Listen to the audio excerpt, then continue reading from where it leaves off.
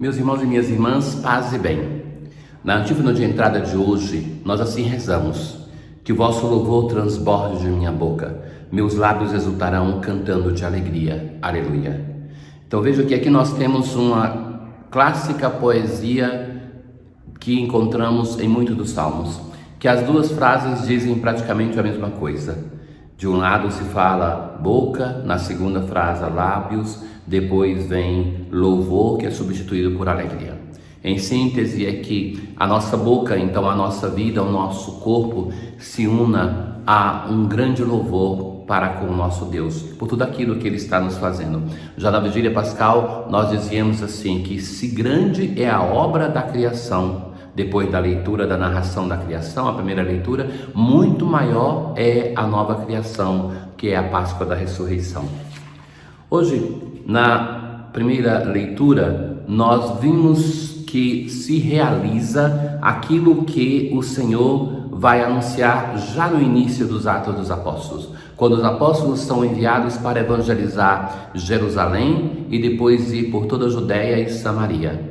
Dali os Atos dos Apóstolos vai continuar a narração falando da presença do Evangelho na Grécia e em Roma, até chegar nas regiões mais longínquas e ir por todo o mundo. Então, o que acontece? Depois da morte de Estevão, tem uma grande perseguição contra a igreja de Jerusalém. Então, os apóstolos permanecem ali em Jerusalém, mas os cristãos se dispersam para a Judéia e Samaria. Algumas pessoas piedosas sepultaram Estevão, então nós temos aqui um registro primeiro de um culto para com o santo, para com o mártir, e vão fazer luto. E aparece de novo Saulo, que já estava presente, compactuando de modo silencioso o jovem Saulo, que está ali no momento que Estevão é martirizado. Saulo, porém, devastava a igreja, entrava nas casas, arrasava, estava para fora homens e mulheres para atirá-los na prisão. Entretanto, daqueles que se tinham dispersado iam por toda parte pregando a palavra. Aparece então Filipe, que desceu a uma cidade da Samaria e anunciou-lhes Cristo. As multidões seguiam com devoção. E então vem os milagres que, como prometeram o Senhor, vai atestar aquilo que eles estão anunciando. Possessos saíam os espíritos maus, dando grandes gritos. Numerosos paralíticos e aleijados também foram curados. Era grande a alegria naquela cidade. Veja que os samaritanos, nós sabemos do Evangelho, que eram considerados como um povo herético, um povo que não aceitava a salvação, que não aceitava todos os livros da Bíblia como os judeus, e que então eram segregados. E então agora, depois de uma ocasião de uma perseguição em Jerusalém, vai se realizando para a igreja a chegada do Evangelho na Samaria.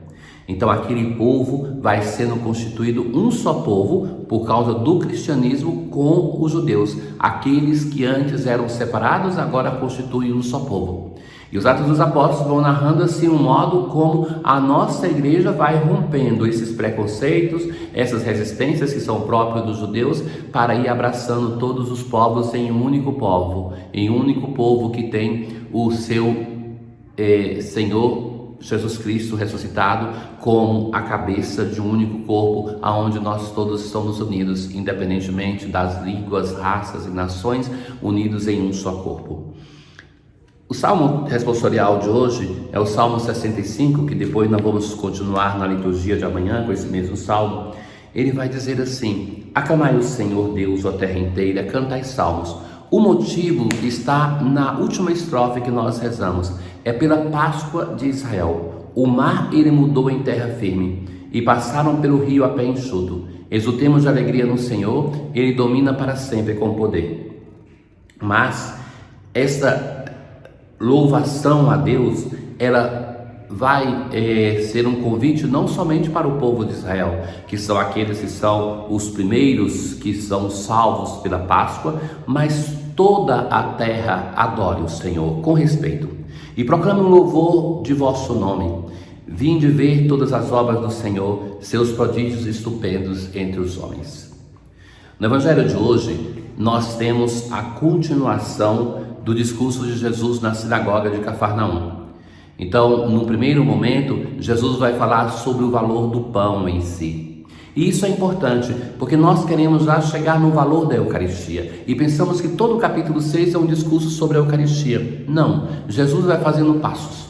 Primeiramente vai mostrar o valor do alimento, porque quando ele faz um milagre com o qual se começa o capítulo 6, Jesus faz um milagre do pão. Então, a necessidade de cuidar do alimento, de respeitá-lo, porque dele vem a nutrição para o nosso corpo. Então nós devemos fazer paz com o alimento. E isso é um convite sério para o nosso mundo, porque nós temos pessoas que comem de um modo exorbitante e pessoas que passam fome. Então o alimento deve ser também um sinal de compromisso com o outro, um sinal de fraternidade. Depois Jesus vai falar sobre a palavra de Deus como pão. De fato, como o profeta Ezequiel, Deus vai mandar ele comer a palavra. Depois Jesus vai se apresentar como palavra e, portanto, como pão. E até chegar na última parte, que ali sim é um discurso sobre a Eucaristia. Hoje no Evangelho, Jesus começa dizendo assim: eu sou o pão da vida. Quem vem a mim não terá mais fome. Jesus se apresenta: eu sou é o nome de Deus. Eu sou o pão da vida. E quem crê em mim nunca mais terá sede. Desde a primeira parte do discurso, quando os judeus vão perguntar o que devemos fazer, Jesus vai dizer que a obra de Deus é crer naquele que ele enviou. Então, para se chegar ao valor da Eucaristia, nós precisamos ter disponibilidade de crer naquele que ele enviou. Mesmo que a Eucaristia não seja somente um prêmio para quem crê, ela é alimento que nos ajuda no nosso caminho de fé, mas que o que Jesus está pedindo para aquela multidão que está com ele é que eles parem somente de buscar o pão material e que tenham disponibilidade, abertura de coração para crer naquele que o Pai enviou. E de fato Jesus vai dizer assim: mas não acreditais. Já no início ele vai dizer isso, que vocês me estão procurando não porque vocês viram os sinais, mas porque vocês estão buscando o pão que foi multiplicado no deserto. E quando vierem a mim, não os afastarei, porque é vontade daquele que me enviou que eu salve a todos. E esta é a vontade daquele que me enviou, que eu não perca nenhum daqueles que ele me deu, mas os ressuscite no último dia. Então, o tema da ressurreição é ligado ao tema da fé no Senhor Jesus e, portanto, também ao tema da Eucaristia. Essa imagem de uma Eucaristia que dá a vida e prolonga a vida, ela vai ser retomada da última parte do discurso. Mas desde já, Jesus, como já disse em outros momentos, que a fé é um modo de viver aqui nessa vida a ressurreição. Então, que nós não precisamos esperar depois da morte para vivermos a ressurreição, mas já aqui nesta vida, nós, através da fé, nós participamos da vida do ressuscitado. Pois essa é a vontade do meu Pai, que toda pessoa que vê o Filho e nele crê, tenha a vida eterna, e eu ressuscitarei no último dia. Ao lado da fé como experiência de vida e ressurreição, nós temos a ressurreição prometida para o último dia. Então, que aqueles que acreditam no Senhor Jesus não vão ter a dificuldade de reconhecer nele a vida depois da morte. Porque no mesmo quarto evangelho, Jesus vai dizer assim, que o julgamento é este, que a luz veio ao mundo e os seus não a acolheram. Então, que é a acolhida desta luz, desta vida, nesta terra, nós fazemos através de um caminho de fé, que é um caminho de uma graça concedida por Deus, mas também de uma resposta pessoal. A cada grande graça, e quanto maior a graça que nós recebemos, nós precisamos de um maior empenho de resposta.